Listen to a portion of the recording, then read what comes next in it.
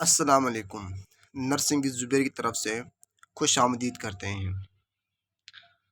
आज हम एक नया चैप्टर लेके आए हैं, goals of nursing and related concept.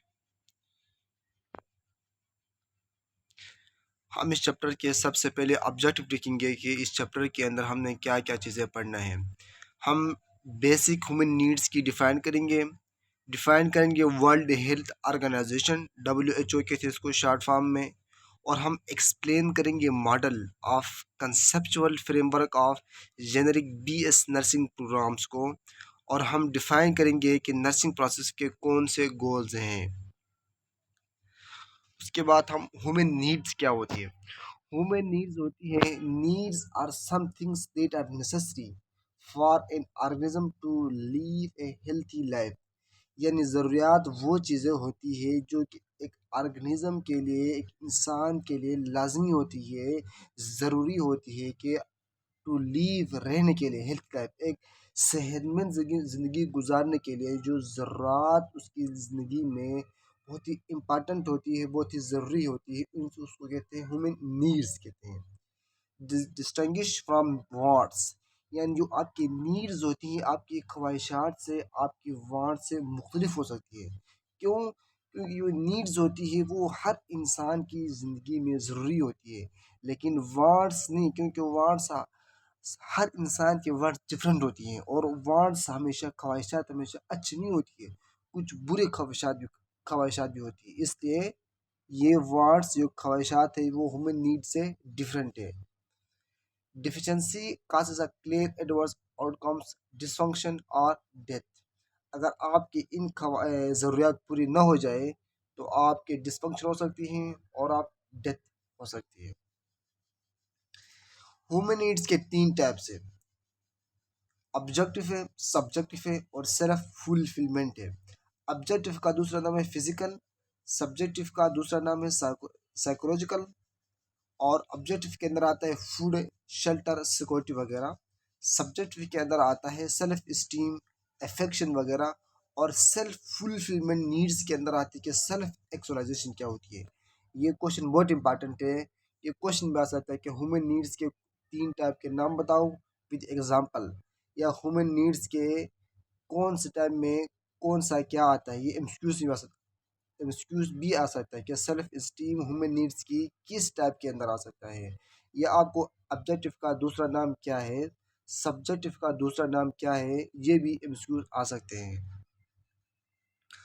उसके बाद होता है Maslow hierarchy of human needs. ये बहुत इंपॉर्टेंट है। ये आपको फर्स्ट सेमेस्टर से लेकर थर्ड सेमेस्टर से लेकर फोर्थ सेमेस्टर के अंदर भी आपको ये पढ़ना पड़ेगा। इसलिए बेहतर है अब इसे इसको समझो और इसको याद रखो। सबसे पहले हम इसकी तारीफ करेंगे कि हम इसकी थोड़ी इंट्रोडक्शन करेंगे कि ये कौन था मेस्लो। मेस्लो ये एक अमेरिकन साइकोलॉजिस्ट था और ये कोलंबिया यूनिवर्सिटी के अंदर एक प्रोफेसर था साइकोलॉजी का।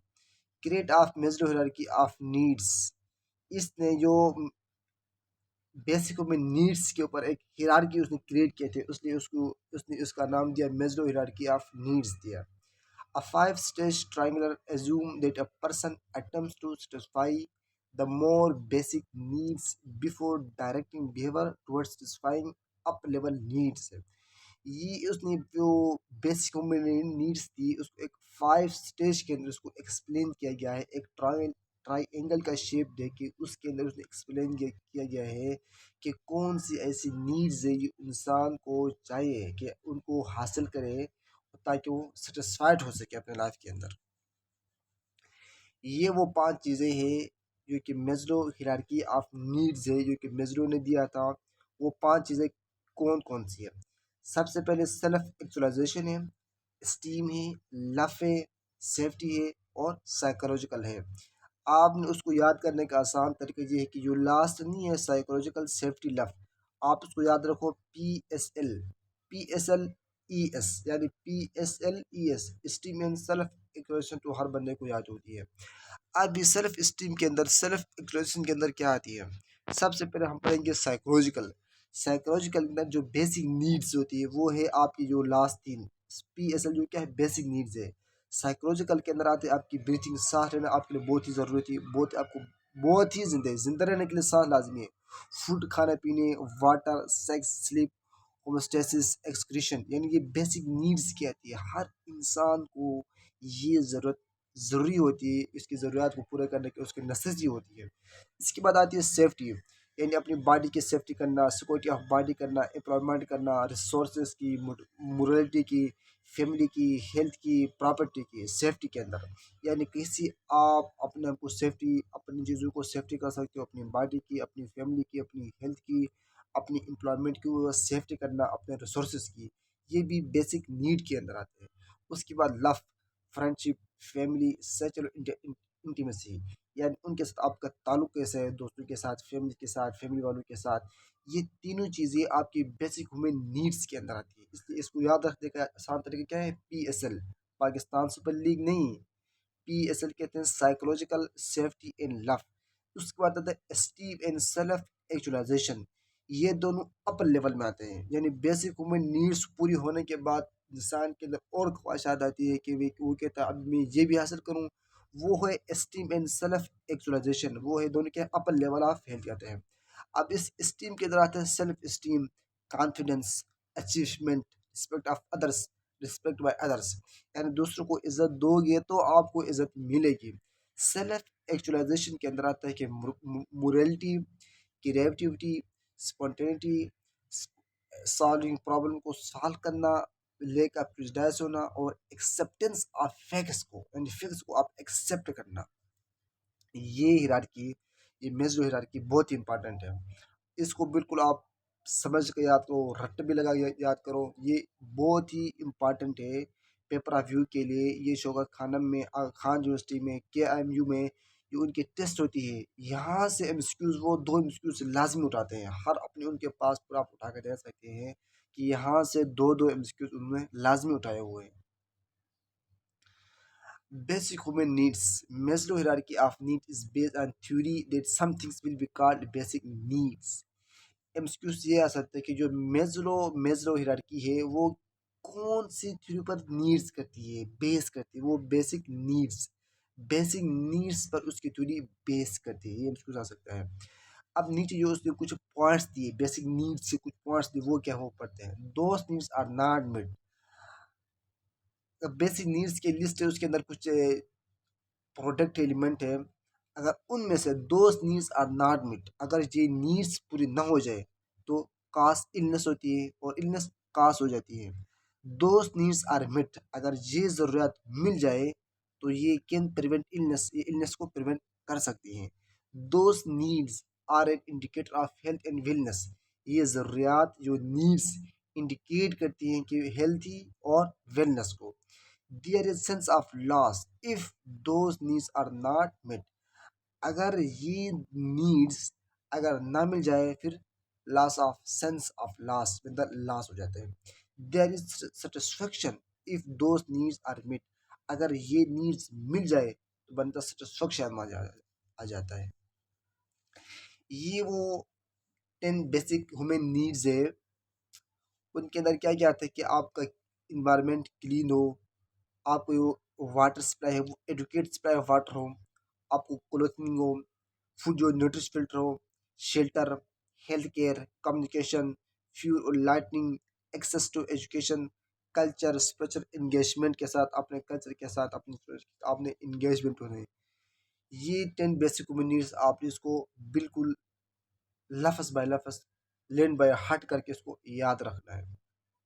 उसके बाद आता है WHO, इसको वर्ल्ड हेल्थ ऑर्गेनाइजेशन कहते हैं। वर्ल्ड हेल्थ ऑर्गेनाइजेशन 7 अप्रैल 1948 को बनाया गया है, उसको एस्टेब्लिश किया गया है, उसको कायम किया गया है। इट इज़ ए स्पेशलाइज्ड, एक स्पेशलाइज्ड है, और ये कोई पोलिटिकल इस पर बेस नहीं करती है। ये एक हेल्थ एजेंसी से यूनाइटेड नेशन की जो इसका हेड क्वार्टर है वो जेनेवा के अंदर है, जो कि स्विट्ज़रलैंड का एक कैपिटल है। It is responsible for providing leadership on global health matters. ये WHO का काम ये है कि इसकी रिस्पॉन्सिबिलिटी ये है कि जो वर्ल्ड के अंदर, ग्लोबल के अंदर, दुनिया के अंदर एक लीडरशिप प्रोवाइड करना, हेल्थ के मामलात के अंदर एक लीडरशिप प्रोवाइड करना, ये उसकी जिम्मेदारी है। हर साल every year 7 April is celebrated as World Health Day. हर साल 7 अप्रैल वर्ल्ड हेल्थ डे मनाया जाता है। इस तरह मजदूर डे मनाते हैं, वुमेन डे मनाते हैं, आज़ादी डे मनाते हैं, इस तरह हेल्थ डे भी हर साल 7 अप्रैल को मनाया जाता है। उसके बाद डब्ल्यूएचओ के विजन और मिशन भी है। डब्ल्यूएचओ का विजन क्या है, ये इंस्क्यूज में आ सकते हैं, the attainment by all people the highest level of health, यानी कि तमाम लोगों के लिए अटेनमेंट करना, यानी उनकी हेल्थ जो लेवल है उसके हाईएस्ट लेवल ऑफ हेल्थ बनाना, इसकी उसकी अटेनमेंट है। इंस्क्यूज ये आ सकते हैं कि the highest level of health is dash according to WHO it's called vision. इंस्क्यूज ऐसे आ सकते हैं। और इसका मिशन क्या था, टू लीड करना strategic collaborative effort among member states and other partners to promote equity in health, to combat disease, and to improve the quality of and lengthen the lives of all people of world। और ये semester 1 के अंदर आप लोगों के 7 subject है, हर subject का इतनी थोड़ी होती है, स्किल लेब ये होते हैं, उनके केटार ये होते हैं, ये सेकंड सेमेस्टर के सब्जेक्ट होते हैं, ये थर्ड सेमेस्टर के सब्जेक्ट है, ये फोर्थ सेमेस्टर के सब्जेक्ट है, और ये 5 सेमेस्टर के सब्जेक्ट है, और ये 6 सेमेस्टर के, ये 7 सेमेस्टर के हैं, और ये 8 सेमेस्टर के हैं। इसके बाद हम डिफिनेशन करेंगे नर्सिंग की। नर्सिंग की definition according to ANA, American Nursing Association ने क्या दिया था, it is a diagnosis and treatment of human response to actual and potential health problems। यानी उन्होंने कहा था ह्यूमन का जो एक्चुअल और पोटेंशियल हेल्थ प्रॉब्लम्स के बारे में, या उसकी ट्रीट करना और उसको डायग्नोज करना, ये नर्सिंग की डिफिनेशन दी थी ANA ने 1980 में। उन्होंने ये कहा था nursing is a art in science. Nursing एक आर्ट भी है, साइंस भी है। आर्ट क्या है, आर्ट अगर आपने CPR प्रोवाइड करना, BLS प्रोवाइड करना, ये आर्ट है। साइंस क्या है, साइंस इसलिए है कि इसके अंदर थ्योरी है, इसलिए इसको साइंस, नर्सिंग को साइंस कहते हैं। और आर्ट इसलिए कहते हैं क्योंकि आपने प्रैक्टिकल काम करने हैं, आपके पास स्किल होनी चाहिए। अगर कोई बंदा बेहोश हो जाए, कोई करंट लग जाए, आप उसको CPR कर सकते हो, उसको BLS करना, ये आर्ट के अंदर आता है। That involves working with individuals, क्योंकि आप इंडिविजुअल के साथ काम कर सकते हो, फैमिली के साथ काम कर सकते हो, और आप कम्युनिकेट कर सकते हो to promote wellness of body and mind and spirit. Nursing की definition, it is assisting the individual sick or well in the performance of those activities contributing to health or its recovery। ये assist करता है किसी भी individual को, किसी भी बीमार को, या कोई भी ठीक बंदे को गाइड करता है। अगर कोई बीमार बंदे है, उसको गाइड करता है कि आपने ये करो, आप अच्छा खाना खाओ, आप अपने आप को इन्फेक्शन से प्रिवेंट करो, आप इन चीज़ों को एहतियात करो, यानी उसको एक बेस्ट वे प्रोवाइड करते हैं, उसकी खिदमत इसको नर्सिंग केयर प्रोवाइड करती है।